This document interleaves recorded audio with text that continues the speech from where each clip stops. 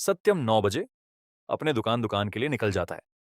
रास्ते में सोचता है, आज बिक्री अच्छा करूंगा। तभी रास्ते में उसको याद आता है, दुकान में कुछ सामान खत्म हो गया। उसको खरीदने के बाद सत्यम अपनी दुकान पर पहुंचकर बेचने लगता है। अरे समोसे ले लो, गरम गरम समोसे। तभी वो देखता है कि उसकी दुकान के पास एक औरत आकर रुकती है और बोलती है, अरे सत्यम भैया, 4 समोसे पैक देना। और सत्यम, ठीक है बहन, देता हूं। सत्यम उसको जल्दी से समोसे पैक करके दे देता है। तभी वह देखता है, घड़ी में शाम के 5 बजे बज चुके थे।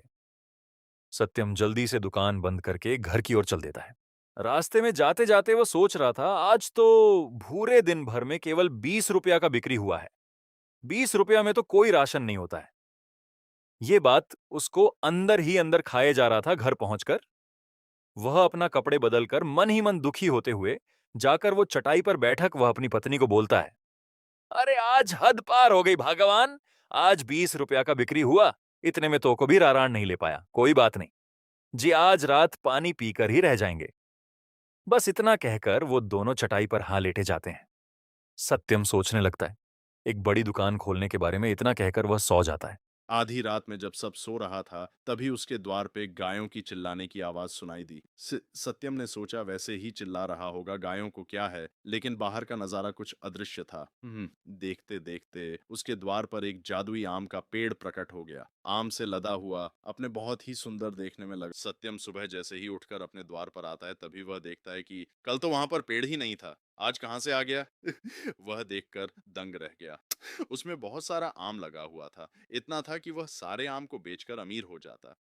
सत्यम ने जल्दी से, कोई देरी नहीं की, उसने एक भाड़े पर फल का दुकान ले लिया और सारा फल तोड़कर बेचने ले गया। सत्यम जैसे ही दुकान लगता है और बोलता है, फल ले लो, अरे फल ले लो, ताजे ताजे फल, आम है, तरबूज है, सारे फल हैं। देखते ही देखते उसके दुकान के सामने भीड़ लग गई। बहुत सारे लोगों ने उसके फल को टेस्ट करके खरीद लिया। यह सब देख करके गांव का मुखिया भी खरीदने आ गया। सत्यम सारा फल बेचकर जैसे ही घड़ी की ओर देखा है, शाम के 5 बजे बज चुके थे। सत्यम जल्दी से दुकान बंद करके अपने घर की ओर निकाल देता है। वह मन ही मन बहुत खुश होता है कि आज तो अच्छी बिक्री हुई है।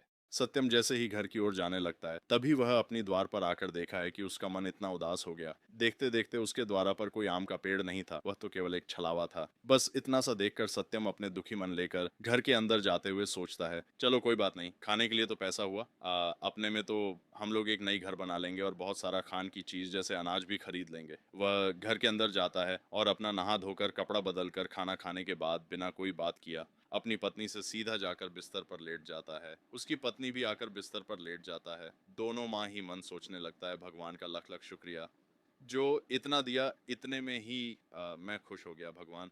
हेलो दोस्तों, आपको कैसी लगी हमारी कहानी? इस कहानी से हमें यही सीख मिलती है, हमें कभी भी लोग या लालच नहीं करना चाहिए। आज समोसे भेजते ही भेजते आज फल भी बेचने लगा।